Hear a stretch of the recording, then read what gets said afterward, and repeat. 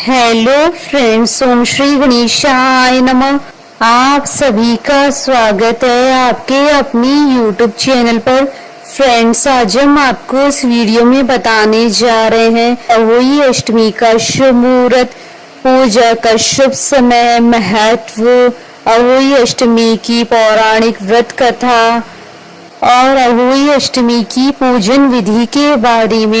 Friends, video शुरू करने से पहले आपसे रिक्वेस्ट है, अगर आप हमारे चैनल पर नए हैं और आपने अभी तक चैनल को सब्सक्राइब नहीं किया है तो प्लीज सब्सक्राइब कीजिएगा चैनल को, साथ ही प्रेस कीजिएगा बेल आइकन को, जिससे नए वीडियो से रिलेटेड नोटिफिकेशन आपको तुरंत प्राप्त हो सके।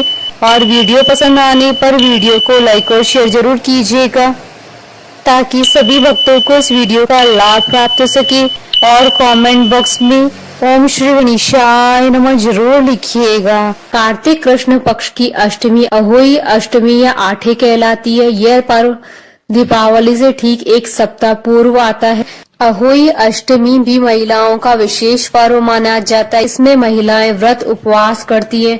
अहोई अष्टमी देवी अहोई को समर्पित त्योहार है, जिन्हें अहोई माता के नाम से जाना जाता है। महिलाएं अपनी संतानों की लंबी आयु और परिवार की सुख समृद्धि के लिए व्रत रखती हैं। अहोई अष्टमी का व्रत छोटे बच्चों के कल्याण के लिए रखा जाता है। इसमें अहोई देवी के चित्र के साथ सेई और सेई के बच्चों के चित्र भी बनाकर पूजे जाने की परंपरा रही है। इसमें भी पूरे विधि विधान से पूजा अर्चना की जाती है। अहोई अष्टमी मूलतः माताओं का त्योहार है, जो इस दिन अपने पुत्रों के कल्याण के लिए अहोई माता का व्रत करती हैं। परंपरागत रूप से यह केवल बेटों के लिए किया जाता था, लेकिन अब माताएं अपने सभी बच्चों के कल्याण के लिए इस व्रत का पालन करती है। माताएं अहोई देवी की पूजा अत्यंत उत्साह के साथ करती हैं और अपने बच्चों के लिए लंबे, सुखी और स्वस्थ जीवन की प्रार्थना करती हैं। वे चंद्रमा या तारों को देखने और पूजा करने के बाद ही उपवास तोड़ती हैं। यह दिन निसंतान दंपतियों के लिए भी अत्यंत महत्वपूर्ण माना जाता है। इस दिन पुत्रवती स्त्रियां निर्जल व्रत रखती हैं और शाम के समय दीवार पर 8 कोनों वाली एक पुतली बनाती है। पुतली के पास ही स्याऊ माता और उसके बच्चे भी बनाए जाते हैं। इसके अलावा निसंतान महिलाएं भी संतान प्राप्ति की कामना से अहोई अष्टमी का व्रत करती हैं। यह व्रत करवा चौथ के ठीक 4 दिन बाद अष्टमी तिथि को पड़ता है।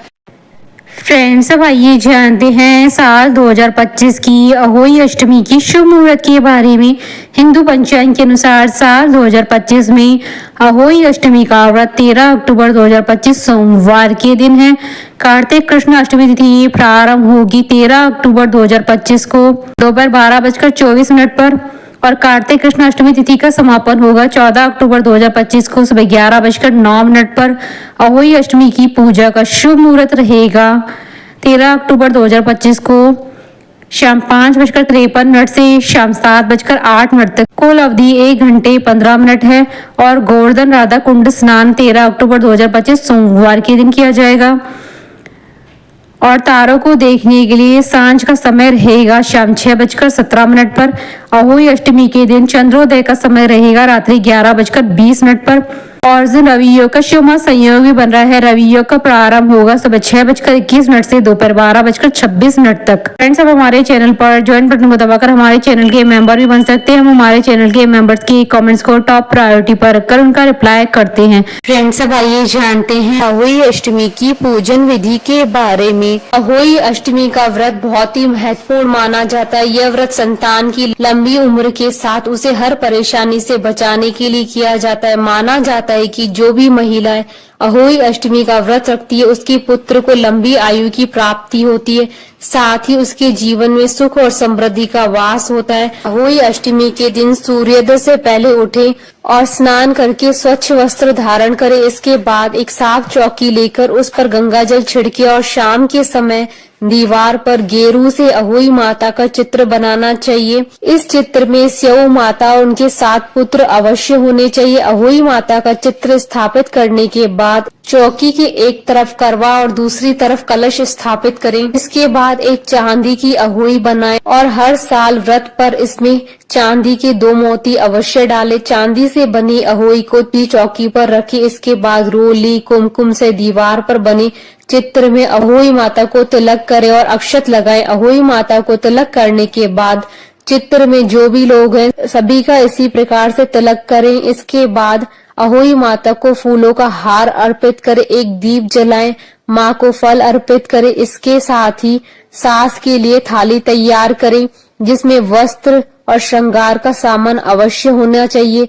इसके बाद एक चावल की कटोरी में मूली और सिंगाड़े और पानी से भरा हुआ एक करवा या लोटा रखिए। अगर यह करवा चौथ का है तो ज्यादा अच्छा है। इसके बाद अहोई अष्टमी की कथा सुनी। कहानी सुनते समय हाथ में लिए गए चावलों को साड़ी के पल्लू से बांध ले। इसके बाद अहोई माता को 14 पूरी और 8 पुओं का भोग लगाए। अंत में तारों की छाव में चावलों के साथ अर्घ्य दे। माता को अर्पित किया गया भोजन किसी गाय को खिला दे और इस दिन किसी ब्राह्मण को भोजन अवश्य भेजें। इसके बाद अहोई माता से पूजा में हुई किसी भी गलती के लिए क्षमा याचना करें और अपने व्रत को सफल बनाने की प्रार्थना करें। फ्रेंड्स, अब आइए प्रारंभ करें अहोई अष्टमी की पौराणिक व्रत कथा। पौराणिक कथा के अनुसार एक समय में एक शहर में एक साहूकार के 7 लड़के रहते थे। साहूकार की पत्नी दिवाली पर घर लीपने के लिए अष्टमी के दिन मिट्टी लेने गई।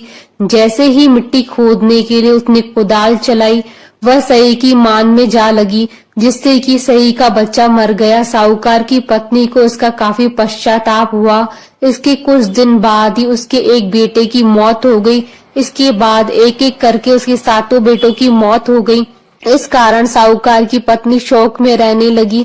एक दिन साहूकार की पत्नी ने अपनी पड़ोसी औरतों को रोते हुए अपने दुख की कथा सुनाई, जिस पर औरतों ने उसे सलाह दी कि यह बात साझा करने से तुम्हारा आधा पाप कट गया है। अब तुम अष्टमी के दिन सही और उसके बच्चों का चित्र बनाकर माँ भगवती की पूजा करो और क्षमा याचना करो। भगवान की कृपा हुई तो तुम्हारे पाप नष्ट हो जाएंगे। ऐसा सुनकर साहूकार की पत्नी हर साल कार्तिक मास की अष्टमी को माँ अहोई की पूजा व व्रत करने लगी। माता रानी की कृपा से साहूकार की पत्नी फिर से गर्भवती हुई और उसके कई साल बाद उसके फिर से 7 बेटे हुए। तभी से अहोई अष्टमी का व्रत चला आ रहा है।